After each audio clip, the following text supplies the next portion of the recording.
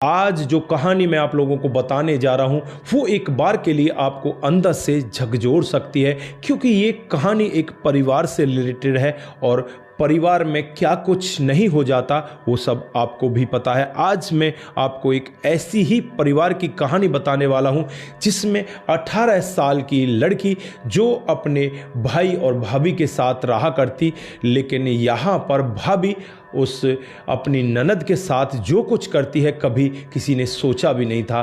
कोई ऐसा सोच ही नहीं सकता कि भाभी अपनी ननद के साथ ऐसा कर सकती है। क्या था पूरा मामला? अगर आप लोग पूरे मामले को डिटेल से जानना चाहते हैं तो वीडियो को जरा सा भी स्किप ना करें, लास्ट तक वीडियो को जरूर देखिएगा। आगे बढ़ने से पहले हमारी वही रिक्वेस्ट कि जो हमारे चैनल के साथ नए हैं कृपया करके चैनल को फॉलो कर लें, बेल आइकन को जरूर प्रेस करें। नमस्कार, जय हिंद। आप देख रहे हैं एपीएच न्यूज राहुल रावत के साथ। दोस्तों, आज की जो हकीकत की घटना आप लोगों को बताने जा रहा हूं ये हरियाणा के रोहतक के एक छोटे से गांव की हकीकत की घटना है। यहां पर राजपाल नाम का एक लड़का जो अपनी बहन जिसकी उम्र लगभग 18 साल होती है, जिसका नाम रजनी होता है, उसके साथ और अपनी पत्नी कामनी के साथ बड़े आराम से रहा करता है। दोस्तों, जो कामनी होती है वो बहुत ही अलग टाइप की होती है। वो ज़्यादातर रजनी से कामकाज करवाया करती और वो वहीं पर बड़े खुश आराम से अपने जीवन को काट रही होती है। दोस्तों, जो राजपाल होता है नौकरी पेशे से बाहर रहा करता, उसे किसी बात के बारे में कुछ नहीं पता होता। उसे ज़्यादातर ये भी नहीं पता था कि उसकी पत्नी उसकी बहन के साथ ऐसा काम कर रही है।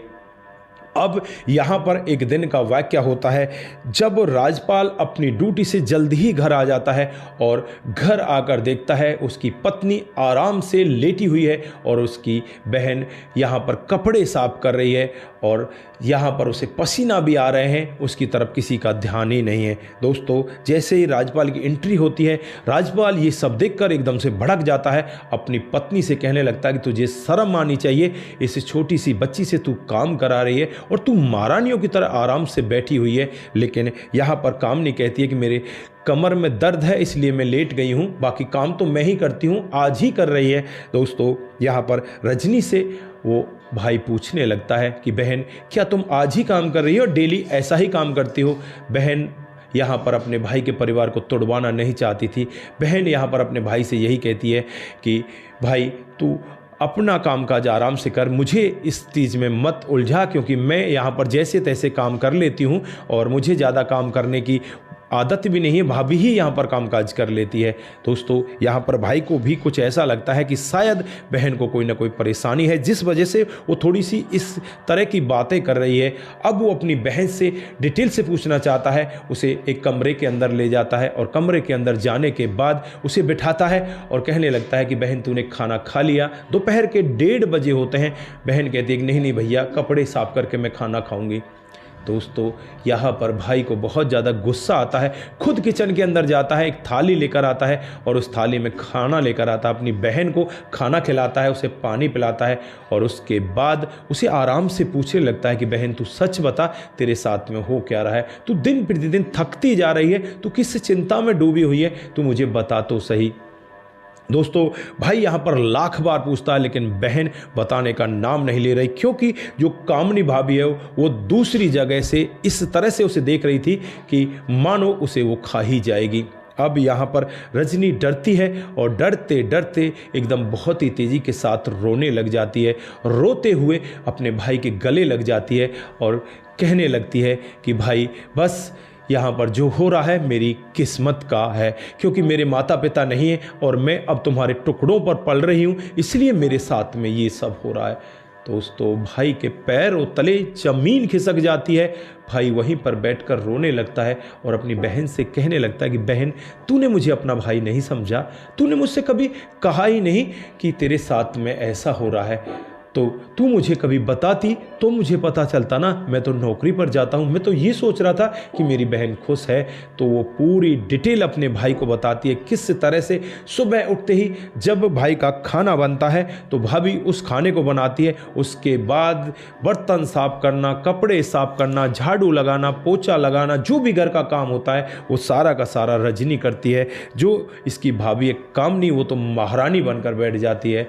भाई जब ये पूरा वाक़या सुनता है तो भाई को बहुत ही ज़्यादा गुस्सा आता है और गुस्से में अपनी पत्नी को बहुत बुरा भला कहता है और एक दो उसे तमाचा भी लगा देता है कि तुझे शर्म आनी चाहिए, तूने मेरी बेटी जैसी बहन के साथ में ऐसा किया, तुझे जरा सी भी शर्म नहीं आई, तू बैठकर महारानी बनकर यहाँ पूज रही है और तूने मेरी बहन से दिन रात इतना ज़्यादा काम कराया, तुझे जरा सी भी लज्जा नहीं आई। दोस्तों यहाँ पर कामनी कुछ नहीं कहती, तुरंत ही अंदर जाती है और अंदर जाकर अपना बैग पैक करने लगती है। इधर जो रजनी होती है उसे इसी बात का डर था, इसीलिए वो कुछ कह नहीं रही थी और आज वही हो जाता है।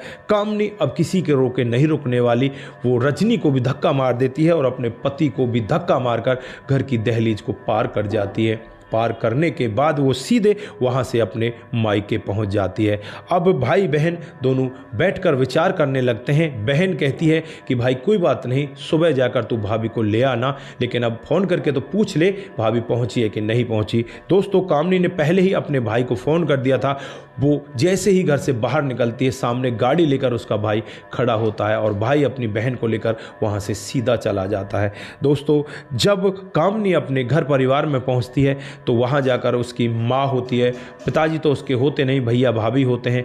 माँ उससे कहने लगती है कि बेटी तू कैसे आई है, रात को क्या बड़ी दिक्कत हुई है। तो वो पूरा वाक़या बताती है कि मैं रजनी से काम करवाती थी, आज उसने मेरे पति ने सारा काम करते हुए देख लिया तो उसे बहुत ज़्यादा गुस्सा आया, उसने मुझे तमाचा लगा दिया। माँ भी उसे समझाने का यत्न करती है कि बेटी तू गलत कर रही थी, तुझे ऐसा नहीं करना चाहिए था। लेकिन यहाँ पर कामनी के मन में कुछ और ही चल रहा था। वो कहती है कि मैं उस घर में जाना ही नहीं चाहती और तब तक उस घर में नहीं जाऊंगी, तब तक रजनी उस घर में रहेगी। दोस्तों यहाँ पर राजपाल भी उसे फ़ोन पर यही कह देता है कि रजनी रहेगी, उससे पहले ही तुम आ सकती हो और रजनी यहाँ से चली गई तो उसके बाद तुम्हारे लिए हमारे घर में कोई जगह ही नहीं है। दोस्तों अब यहाँ पर राजपाल को अपनी बहन की शादी की चिंता सताने लगती है और अपनी बहन की शादी के लिए पड़ोस के ही गांव में एक बहुत ही अच्छा लड़का देख लेता, बहुत सुंदर लड़का होता है, परिवार भी बहुत अच्छा होता है और उस परिवार में रजनी की शादी तय कर दी जाती है।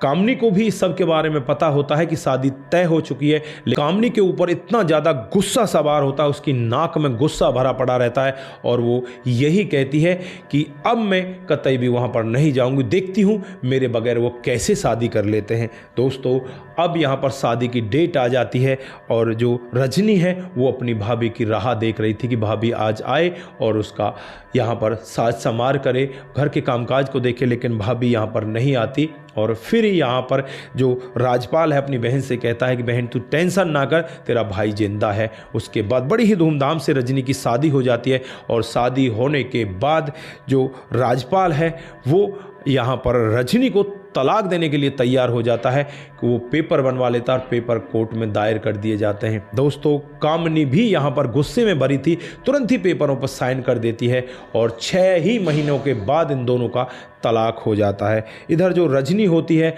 वो अपने भाई के लिए बहुत ज़्यादा परेशान होती, वो यही कहती कि भाई तू भाभी को वापस लिया, तूने ये ठीक नहीं किया। लेकिन यहाँ पर भाई यही कहता है कि मैंने जो किया वो बिल्कुल ठीक किया। दोस्तों 3 महीने तलाक के बाद ही बीतते हैं और जो कामनी है उसकी माँ इस जहाँ को छोड़कर चली जाती है। उसके बाद जो भैया भाभी होते हैं वो कामनी को अब ताने मारने लगते हैं, कहने लगते हैं कि अगर तू ऐसी ही भली होती तो अपने घर पर होती, यहाँ पर नहीं आती। कामनी अब यहाँ पर सोचने लग जाती है कि तूने बहुत गलत किया है और फिर कामनी के लिए एक अर्ध उम्र का यानी कि 50 साल का एक व्यक्ति देख लिया जाता है कि इसके साथ में तू शादी कर ले। कामनी सोच में पड़ जाती है कि मैं करूं तो क्या करूं, मैं कुछ नहीं कर पा रही। दोस्तों अब यहाँ पर उसके दिमाग में एक ही बात आती है कि तू जा रजनी के पास पहुँच और रजनी से गुहार लगा, रजनी की बात को उसका भाई नहीं पलट सकता। फिर दोस्तों कामनी सीधे रजनी के घर पर पहुँच जाती है और वहाँ जाकर रजनी के पैरों में बैठ जाती है, उसके पति के पैरों में बैठ जाती है और कहने लगती है कि रजनी तुम ही मेरे घर को बसा सकती हो, मैं टूट चुकी हूँ, मुझे माफ़ कर दो, मैंने तुम्हारे साथ जो किया वो अच्छा नहीं था और अब मुझे तुम माफ़ी कर दो, मुझे अपने घर में शरण दिला दो। दोस्तों यहाँ पर रजनी बहुत ही अच्छे स्वभाव की होती है, वो कहती है कोई बात नहीं भाभी तू खड़ी हो, मैं भाई से बात करती हूँ। फिर अपने भाई को फ़ोन मिलाती है और कहती है कि भैया मैं भाभी को लेकर आ रही हूँ। भैया कहता है कि तेरा दिमाग खराब हो गया है, तू उसको लेकर आ रही है जिसने तुझे इतना ज़्यादा कष्ट दिया, तो उसे ही अपने घर में लेकर आ रही है। तो यहाँ पर बहन कहती है कि वो सुधर चुकी है और उसे मैं लेकर आ रही हूँ, आप मना मत कर देना, अगर आपने मना कर दिया तो मैं भी कभी भी आपके घर नहीं आऊँगी। दोस्तों भैया भी यहाँ पर टूटता है और टूटने के बाद जो रजनी होती है अपनी भाभी कामनी को अपने साथ लेकर, अपने पति को साथ लेकर सीधे राजपाल के घर पर पहुँच जाती है। वहाँ जाने के बाद कामनी को उस घर में प्रवेश दे दिया जाता है और फिर यहाँ पर इनका जीवन बहुत ही बेहतर तरीके से चलने लगता है। दोस्तों कई बार ठोकर लगने के बाद समझदारी आती है, अगर समझदारी पहले ही आ जाती तो ये सब नहीं देखना पड़ता, इतना सारा कुछ तामझाम नहीं होता, इतना बड़ा कांड नहीं होता।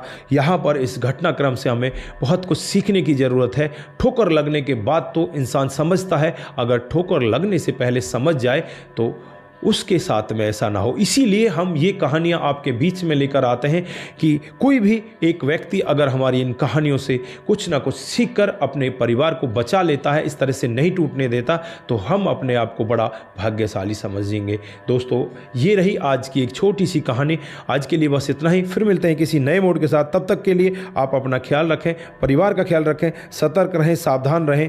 और जिन साथियों ने हमारे पिछले वीडियो पर कमेंट किए थे उन साथियों के आज हम यहाँ पर नाम लेने वाले हैं। दोस्तों जो सबसे पहला कमेंट आता है वो मुनमुन श्रीवास्तव का आता है। वो लिखते हैं कि आपकी कहानी बहुत ही बेहतर होती है। मुनमुन जी बहुत बहुत धन्यवाद। उसके बाद में रजत जी का कमेंट आता है। रजत जी लिखते हैं कि आपकी कहानी बहुत ही सराहनीय होती है। रजत जी बहुत बहुत धन्यवाद। उसके बाद धर्मेंद्र कुमार शर्मा जी हमें कमेंट करते हैं, बहुत बहुत धन्यवाद। लाला राम लाला जी हमें कमेंट करते हैं, हमारे आने से पानीपत से बोल रहा हूँ, आपकी कहानी हमें बहुत ही अच्छी लगती है, बहुत बढ़िया है, बहुत बहुत धन्यवाद लाला राम जी। उसके बाद पुष्पा श्रीवास्तव जी का कमेंट आता है, जय हो दादी माँ, बहुत बहुत धन्यवाद। मुकेश सिंह जी बहुत बहुत धन्यवाद भाई साहब, आपका भी बहुत बहुत धन्यवाद। सपन देहे जी बहुत बहुत धन्यवाद। उसके बाद में धर्मेंद्र कुमार शर्मा जी राइट, बहुत बहुत धन्यवाद। सपन देहे का कमेंट आता, बहुत बहुत धन्यवाद। अनूप वाजपेयी जी हमें वेरी नाइस एंड ब्यूटीफुल लिखते हैं, बहुत बहुत धन्यवाद। Monu Jain ji very nice video sir जी। हरेंद्र प्रताप सिंह जी